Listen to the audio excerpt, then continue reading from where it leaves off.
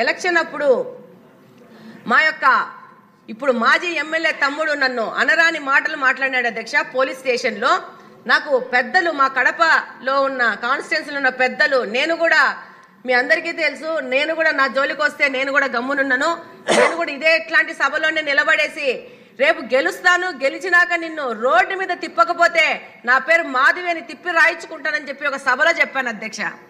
చెప్తే యంగ్స్టర్స్ అందరూ బాగా మాధవక్క బాగా మాట్లాడింది అన్నారు. పెద్దోళ్ళు ఉంటారు, పెద్దోళ్ళు వాళ్ళకి అనుభవం డెఫినెట్గా ఎక్కువగా ఉంటుంది. వాళ్ళు ఏమన్నారు, అట్లా మాట్లాడకూడదు కదా, పెద్ద ఫ్యామిలీ నుంచి వచ్చింది కదా, అలా మాట్లాడకూడదు అని చెప్పారు అధ్యక్ష. నాకు ఫోన్లు చేసి పర్సనల్గా వచ్చి నేను ఒకటే అంటున్నాను అధ్యక్ష, మహిళలకు అందరికీ చెప్తున్నాను, ఎవరన్నా మన మీద దాడి చేస్తే మా నాన్న వస్తారు, మా అన్న వస్తాడు, మా తమ్ముడు వస్తాడు, నన్ను కాపాడుతాడు అనే ఆలోచనను వదిలేసి మనకు దెబ్బ తగిలింది, నొప్పి మనం భరించాము. ఒక కుక్క వచ్చి మనల్ని కాటేస్తే వెంటనే కింద ఉన్న రాయి తీసుకొని కొడతామా లేదా? కాబట్టి మనకి ఏ పోలీసు వ్యవస్థ కానీ ఇంకోటి కానీ అవసరం లేదు. మనకు రెండు చేతులు ఉన్నాయి. ఒకడు నన్ను మాట్లాడితే నాకు మాట్లాడే కెపాసిటీ ఉంది, ఒకడు నన్ను కొట్టడానికి వస్తే వాడు ఒకటి రెండు కొట్టి నేను ఒక్కటన్నా కొట్టగలుగుతాను.